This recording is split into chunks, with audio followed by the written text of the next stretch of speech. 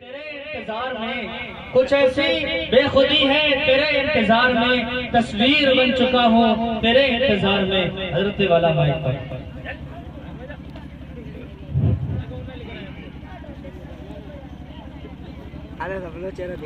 السلام علیکم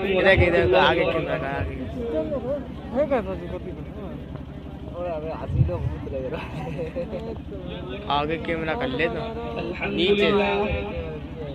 الحمد لله نحمده ونستعينه ونستغفره ونؤمن به ونتوكل عليه ونعوذ بالله من شرور انفسنا ومن سيئات اعمالنا من يهده الله فلا مضل له ومن يضلله فلا هادي له واشهد ان لا اله الا الله وحده لا شريك له واشهد ان محمدا عبده ورسوله أما بعد فأعوذ بالله من الشيطان الرجيم بسم الله الرحمن الرحيم إن الله لا يغير ما بقوم حتى يغيروا ما بأنفسهم وقال تعالى يا أيها الذين آمنوا إن تنصروا الله ينصركم ويثبت أقدامكم صدق الله العظيم آگے کیمرہ کر دے آگے کیا کر رہا ہے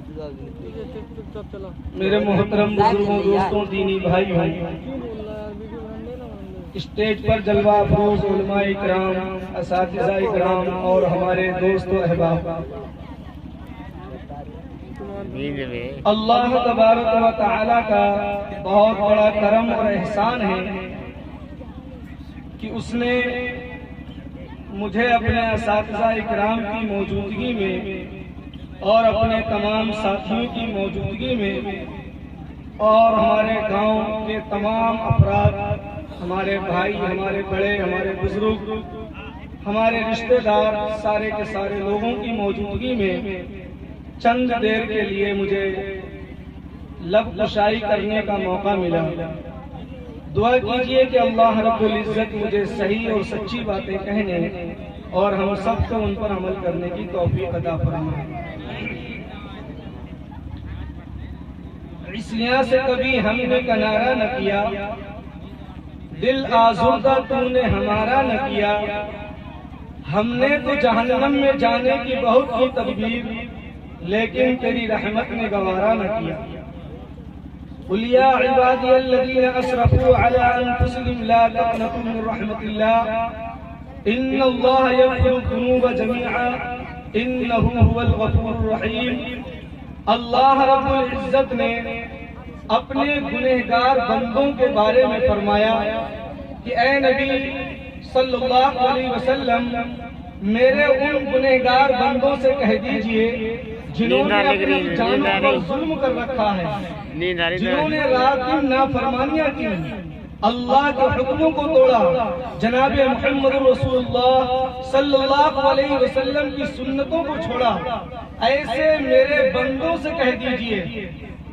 اس لفظ کے اندر اللہ کی طرف سے کتنی محبت جھلک رہی ہے ان بندوں کے لیے جنہوں نے اللہ کی نافرمانیاں کی، اللہ کے حکموں کو توڑا، نبی کی سنتوں کو چھوڑا، ایسے گنہگار بندوں کے بارے میں اللہ تبارک و تعالیٰ فرما رہا ہے کہ اے میرے نبی میرے ان بندوں سے کہہ دیجئے جنہوں نے اپنی جانوں پر ظلم کر رکھا ہے، لا تقنطوا من رحمت اللہ، کہ تم اللہ کی رحمت سے نا امید مت ہونا، ان اللہ یغفر الذنوب جميعا، بے شک اللہ رب العزت تمہارے سارے گناہ معاف کر دے گا، انہ هو الغفور الرحیم، بے شک وہ غفور الرحیم ہے، بہت زیادہ بخشنے والا ہے، بہت زیادہ رحم کرنے والا ہے۔ یہ آیت کا پڑھنا اور آپ کے سامنے اس کا مطلب سمجھانا میرا مقصد یہ ہے کہ آج جو ہماری زندگی گزر رہی ہے، موجودہ وقت کے اندر گناہوں میں ڈوبے ہوئے ہیں، رات دن جھوٹ بولا جا رہا ہے، رات دن وعدہ خلافی کی جا رہی ہے۔ جناب محمد رسول اللہ صلی اللہ علیہ وسلم سے پوچھا گیا کہ اللہ کے رسول صلی اللہ علیہ وسلم کیا مومن زنا کر سکتا ہے؟ آپ نے فرمایا کر سکتا ہے، کیا مومن چوری کر سکتا ہے؟ فرمایا کر سکتا ہے، مومن ہر گناہ کر سکتا ہے۔ آپ صلی اللہ علیہ وسلم نے فرمایا 2 گناہ مومن کبھی نہیں کر سکتا، ایک کبھی جھوٹ نہیں بول سکتا اور دوسرے کبھی وعدہ خلافی نہیں کر سکتا۔ آج ہم اور آپ اپنی زندگیوں کے اندر جائزہ لیں، ہم کاروبار میں جھوٹ بول رہے ہیں، معاملات میں جھوٹ بول رہے ہیں، گھروں میں جھوٹ بولا جا رہا ہے، ہم دھوکہ ہم دے رہے ہیں، وعدہ خلافیاں ہم کر رہے ہیں، اور پھر ہم دعویٰ کریں عاشق رسول ہونے کا۔ میرے بھائیوں، یہ ہمارا دعویٰ جھوٹا ہے، ہم اپنے دعوے کے اندر جھوٹے ہیں۔ جناب محمد رسول اللہ صلی اللہ علیہ وسلم نے فرمایا کہ مومن جھوٹ نہیں بول سکتا، پتہ یہ چلا کہ ہمارا ایمان ابھی مکمل نہیں ہے، اس لیے ہم جھوٹ بول رہے ہیں۔ میرے بھائیوں، میرا موضوع دوسری طرف چلا جائے گا، میں کوئی خاص مقرر نہیں ہوں، انشاءاللہ علماء اکرام بیٹھے ہوئے ہیں، اساتذہ اکرام بیٹھے ہوئے ہیں۔ حضرت مولانا اقدس مفتی امیر الدین صاحب تشریف فرما ہے، مولانا شمس الدین صاحب تشریف فرما ہے، ان کے اصل بیانات ہوں گے۔ میں تو آپ کے سامنے بیٹھا دیا گیا ہوں چند منٹ کے لیے۔ آپ صلی اللہ علیہ وسلم نے چند باتیں بتلائی ہیں کہ اگر اس امت کے اندر پیدا ہو گئی تو سمجھ لینا کہ آسمان سے تمہارے اوپر آفت اور مصیبتیں بارش کی طرح برسیں گی، اس طریقے سے اتریں گی جیسے اگر کسی ہار کو جس کے اندر دانے پرو دیے گئے ہوں اور اس ہار کو توڑ دیا جائے، اس ہار کے دانے پہ در پہ لگاتار گر رہے ہوں، اسی طریقے سے آسمان سے تمہارے اوپر آفتیں اور مصیبتیں اتریں گی۔ ان میں سے چند باتیں آپ کے درمیان میں پیش کرنا چاہتا ہوں، ان باتوں کو دھیان سے سنیں اور توجہ دیں اور اپنی زندگیوں کے اندر سے ان کو نکالیں اور صحیح راستہ اختیار کریں۔ وہ باتیں کیا ہیں؟ آپ صلی اللہ علیہ وسلم نے فرمایا اذا اتخذ الفیء دولا، جب امت کے اندر مال غنیمت کو اپنا ذاتی مال سمجھا جانے لگے تو سمجھ لینا کہ آسمان سے تمہارے اوپر آفتیں نازل ہونا شروع ہو جائیں گی۔ آگے آپ صلی اللہ علیہ وسلم فرماتے ہیں والزکات مغرما، اور زکات کو خوشی کے ساتھ ادا کرنے کے بجائے اس کو اپنے اوپر تاوان سمجھا جانے لگے، اس کو ادا کرنے کے بجائے اپنے اوپر بوجھ سمجھا جانے لگے۔ اتنے لوگ یہاں بیٹھے ہوئے ہیں، میں پوچھنا چاہتا ہوں بتلائیے ہم لوگ اپنے مالوں سے زکاتیں کتنی نکالتے ہیں؟ ہم اپنا مال کتنا پاک کر رہے ہیں؟ جبکہ اللہ تبارک و تعالیٰ نے قرآن کریم کے اندر ارشاد فرمایا یوم یحمى علیہا فی نار جہنم فتکوی بہا جباہہم وجنوبہم وظہورہم ھذا ما کنزتم لانفسکم فذوقوا ما کنتم تکنزون۔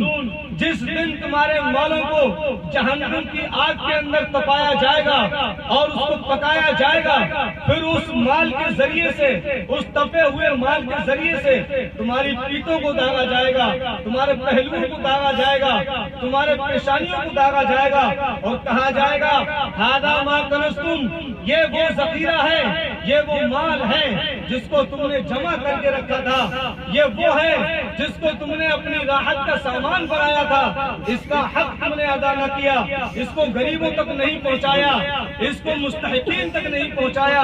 ھذا ما کنزتم لانفسکم، یہ وہ جمع پونجی ہے جس کو تم نے اپنے لیے جمع کیا تھا۔ فذوقوا ما کنتم تکنزون، چکھو اس کا مزہ جو تم نے ذخیرہ بنا کے اپنے پاس رکھا تھا۔ میرے بھائیوں، آپ صلی اللہ علیہ وسلم آگے ارشاد فرماتے ہیں، یہ موقع بہت زیادہ وضاحت کرنے کا نہیں ہے، صرف ترجمہ کروں گا، مختصر انداز میں سمجھانے کی کوشش کروں گا۔ آپ صلی اللہ علیہ وسلم نے فرمایا وَأَطَاعَ الرَّجُلُ امْرَأَتَهُ وَحَبَّ أُمَّهُ، جب مرد اپنی بیوی کی فرما برداری کرنے لگے اور اپنے ماں کی نافرمانی کرنے لگے تو سمجھ لینا کہ آسمان سے تمہارے اوپر آفتیں اور مصیبتیں نازل ہونا شروع ہو جائیں گی، پھر تمہیں کوئی بچانے والا نہیں ہوگا۔ یہاں میرے بھائیوں، آج اپنے گھروں کے اندر ہم جھانک کر دیکھیں، اپنے ماحول کے اندر دیکھیں، اپنے معاشرے کے اندر دیکھیں، ہمارے میاں بیوی کے درمیان کے تعلقات کیسے ہیں، ہمارے اندر کے معاملات کیسے ہیں۔ ہم نے اپنے والدین کے حقوق ادا کیے یا نہ کیے، ہم نے ماں کی فرما برداری کی ہے یا نہیں کی ہے؟ میرے بھائیوں، آپ صلی اللہ علیہ وسلم نے فرمایا جب تم ماں کی نافرمانی کرنے لگو گے تو سمجھ لینا کہ تمہارے اوپر آسمان سے مصیبتیں اور آفتیں نازل ہونا شروع ہو جائیں گی۔ آج ہم سب آفتوں میں گھرے ہوئے ہیں، ہم سب مصیبتوں کے اندر گھرے ہوئے ہیں، گھروں کے اندر بیماریاں گھس چکی ہیں۔ کیوں گھسی؟ کبھی اندازہ لگایا؟ اس لیے کہ آج ہم نے نمازوں کو چھوڑ دیا، ہم نے اپنے حقوقوں کو ادا کرنا چھوڑ دیا، ہم نے والدین کی نافرمانی کرنا شروع کر دی، ہم نے اللہ کے حکموں کو طاق کر دیا، ہم نے نبی صلی اللہ علیہ وسلم کی سنتوں کو چھوڑا۔ اللہ رب العزت نے ہمیں مصیبتوں کو اندر ڈھکیل دیا۔ اور ایک بات یاد رکھنا، ایک فطرت ہوتی ہے اور ایک شریعت ہے۔ اللہ تبارک و تعالیٰ نے شریعت کے اندر گنجائش رکھی ہے، لیکن فطرت میں کوئی سمجھوتا نہیں۔ اگر آپ نے اپنے ماں باپ کی نافرمانی کی ہے تو تمہاری اولاد تمہارے ساتھ نافرمانی کرے گی۔ اگر تم نے اپنی ماں کو دھکا مار کے باہر نکالا ہے تو تمہاری اولاد تمہیں دھکا مار کے باہر نکالے گی۔ میرے بھائیوں، یاد رکھنا، اگر تم نے شراب پی ہے تو یہ کبھی نہیں ہو سکتا کہ وہ شراب تمہارے جسم کو نقصان نہ پہنچائے۔ یہ فطرت ہے، وہ نقصان پہنچائے گی۔ جب اس روئے زمین پر زنا عام ہو جائے گا، اللہ کی نافرمانیاں عام ہو جائیں گی، تو یاد رکھنا کہ یہ زمین صرف خون بہنے سے صاف ہو سکتی ہے، اس کے علاوہ پاک نہیں ہوگی۔ یہ فطرت ہے، یہ شریعت نہیں ہے۔ یاد رکھنا میرے بھائیوں، آپ صلی اللہ علیہ وسلم نے ایک دوسری حدیث کے اندر ارشاد فرمایا، وَلَا فَشَ الزِّنَا فِي قَوْمٍ تَتُّوا إِلَّا كَثُرَ فِي قُلُوبٍ۔ آپ صلی اللہ علیہ وسلم فرماتے ہیں کہ جب تمہارے اندر زنا عام ہو جائے، اس قوم کے اندر زنا زیادہ ہونے لگے، تو سمجھ لینا کہ تمہارے اندر موت کی کثرت ہو جائے گی، امواتیں بہت زیادہ ہوں گی۔ آج دیکھ لیجئے موتیں کس طریقے سے ہو رہی ہیں، ہمارے ہاتھوں سے ہمارے اپنے کس طریقے سے پھسل رہے ہیں، ہمارے سامنے ہمارے اپنے کس طریقے سے قبروں کے اندر جا رہے ہیں۔ نہ یہاں جوانوں کے لیے بقا ہے اور نہ بچوں کے لیے بقا ہے، نہ بڑھاپے میں بقا ہے۔ کب موت کا شکنجہ ہمیں دبوچ لے آگے، کسی کو کچھ پتا نہیں میرے بھائی۔ آج زنا عام ہوا، ہماری نوجوان نسل آج بھٹک گئی۔ ایک حدیث کے اندر آپ صلی اللہ علیہ وسلم نے فرمایا کہ ابن آدم کا قدم اس وقت تک اللہ کے سامنے سے نہیں ہٹ سکتا جب تک کہ اس سے 5 سوال نہ کر لیے جائیں، 5 چیزوں کے بارے میں نہ پوچھ لیا جائے۔ سب سے پہلا سوال عن عمرہ فیما افناہ۔ آپ صلی اللہ علیہ وسلم نے فرمایا اللہ رب العزت ہم سے سوال کرے گا کہ جو میں نے تم کو عمر دی تھی، جو میں نے تم کو زندگی دی تھی، وہ تم نے کہاں گزاری، کہاں ختم کری، کیسے گزاری؟ نافرمانیوں سے گزاری یا اللہ کی فرما برداری کر کے گزاری؟